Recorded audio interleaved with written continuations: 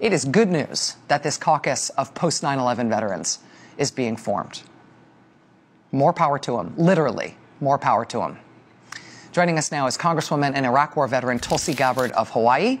Today, she, along with Republican Congressman Scott Perry of Pennsylvania, launched this new post-9/11 Veterans Caucus. Congresswoman Gabbard, congratulations. Thank you so much for being with us. Thanks, Rachel. Aloha. I want there to be more political courage in Congress on debating and even voting on what we're doing in terms of the use of military force in Afghanistan, in the fight against ISIS, everywhere we're thinking about doing it. Do you think that veterans, Iraq and Afghanistan veterans, the new folks in your caucus, feel that way too?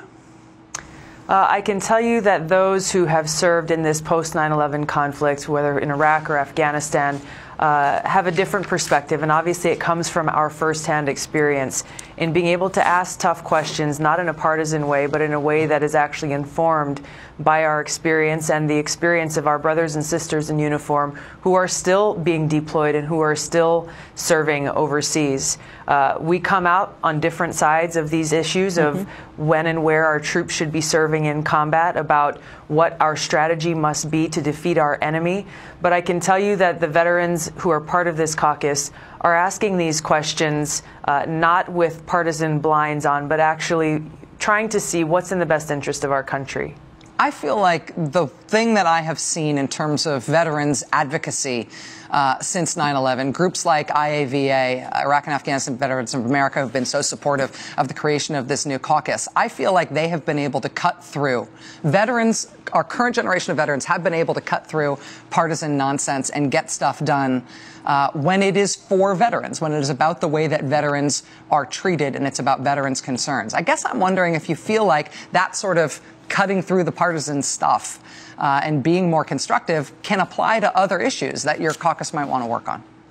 I think it can, and it does, because when we go from wearing the uniform, serving in the military in whatever branch of service it is, I know for myself this is a continuation of my service to my country, serving as a member of Congress, and carrying the perspective of the incredibly high cost of war that I saw when I was deployed to Iraq in a medical unit in 2005, to the work that's happening here, not only on issues related to veterans, but issues that are related to national security, to foreign policy, to how we can best serve the people in the United States here at home.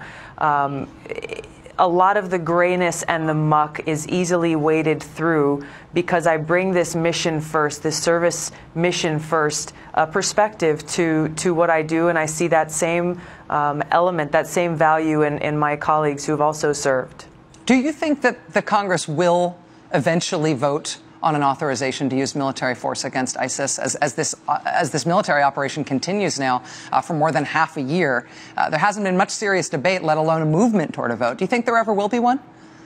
I honestly don't know, Rachel. I can't tell you that there will or there won't. And there are a few reasons why. I think, first of all, we're seeing a lot of concerns raised because before you can have a real true debate on an authorization to use military force, I think the first thing that needs to happen is a recognition of an overall strategy of which this authorization needs to be a part of. So when I look at this proposal that the president has brought before Congress, I look at it within the prism of our 2002 authorization that caused the United States to invade Iraq in the first place.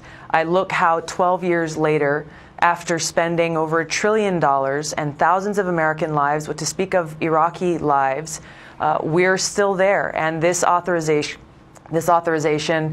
is what allowed that to occur. And we're seeing what happens when there is not a clear strategy in place. We're seeing a continuation now by this administration of the failed Bush policy of propping up this central Iraqi government in Baghdad, which really is oppressing the Sunni people, which has created the oxygen for ISIS to exist in Iraq in a way that continues to grow in strength. So it's most important is for us to learn from these lessons in the past, to make sure that there's an overall strategy, of which the military is obviously a huge component, but right alongside that military strategy, there needs to be a political strategy. For example, to deal with this sectarian divide that continues to exist in Iraq, where you have the Shia militias and the Iranian forces on the ground persecuting these Sunni tribes and these Sunni communities with no plan, for example, in Tikrit, no plan for what happens next, for the Sunnis to be empowered to take charge over their own communities and their own towns,